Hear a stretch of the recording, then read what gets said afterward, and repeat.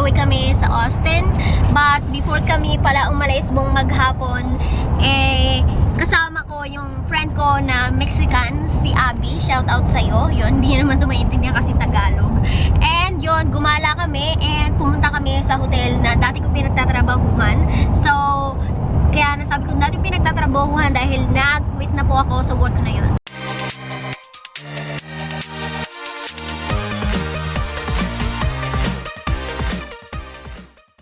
Eto pa guys, nung pumunta kami dun, dahil kukunin ko nga yung last paycheck ko.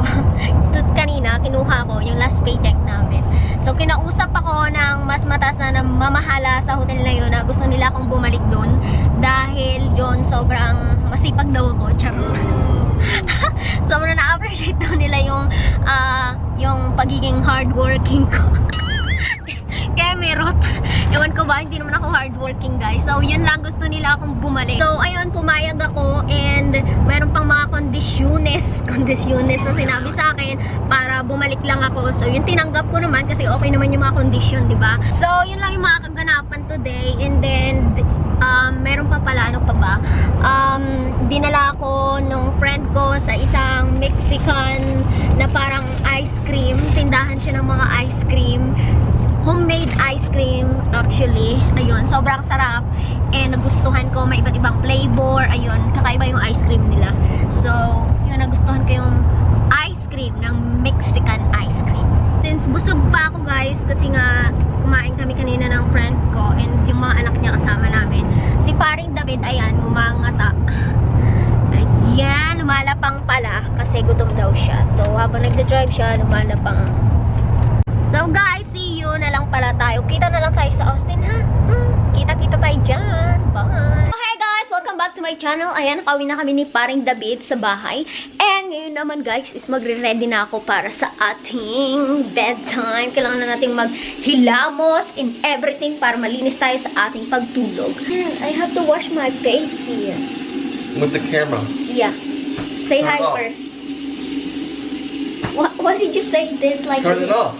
Say hi first. No? Off. Come on. No. Don't be like that. Hi. Don't be You know the rules. Don't be rude. You know the rules. No cameras in the bathroom. Alright. Mag-aantay muna akong matapos si David bago ako makapaghilamos ng aking mukha dahil ayaw niyang sinasabayan ko siya. Mga taong nagsasabing ang laki daw ng butas ng ilong ko.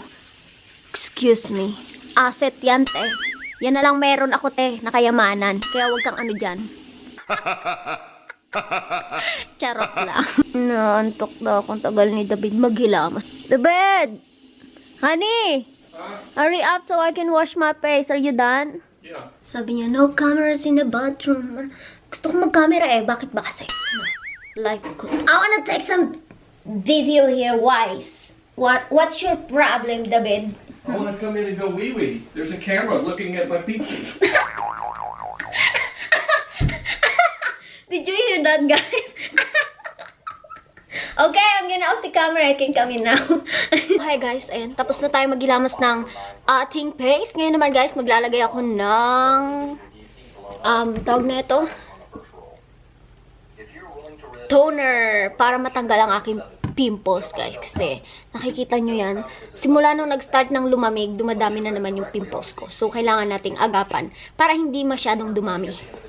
So, kanina guys, hindi na ako nakapag-vlog pagdating namin sa Austin kasi sobrang lamig na sa labas. So, hindi na ako nakapag-vlog ng katulad ng sinabi ko. Hindi nagiging totoo. So, wala talaga akong planong mag-vlog today guys. But, wala. Naisip ko lang na mag-vlog kasi wala na akong nai-upload, diba? Parang tinatamad na ako ng konti-konti. Tapos na-realize ko na kailangan kong pagsipagan dahil ito na lang bumubuhay sa akin at sa pamilya ko. Charot!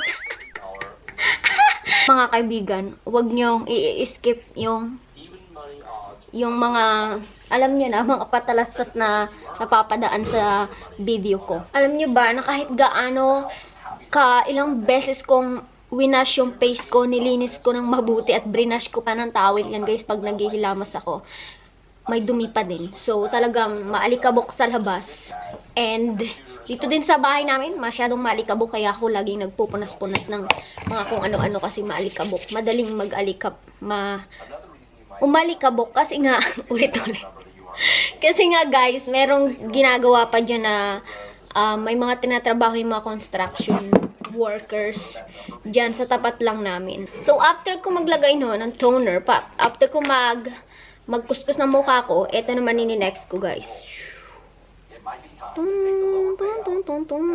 Clinic. So, may pa-cream tayo. Pampasmooth daw to ng face. Kasi since na ginamit ko to guys, hindi na ganun kadry yung pagmumukha ko. Kasi, ang dry kaya na mukha ko dati, tapos, parang namamalat-malat. So, kailangan natin ng pampa-smooth ng mukha. And, ito ay para sa mga oily face, moisturizing gel. Para sa mga oily face, so, ito gamitin nyo guys. And, kung gusto nyo din maging smooth and healthy yung face nyo. Kasi yung face ko, walang ka-healthy. Tingnan nyo, daming pimples, no? Kadamong punggod ba?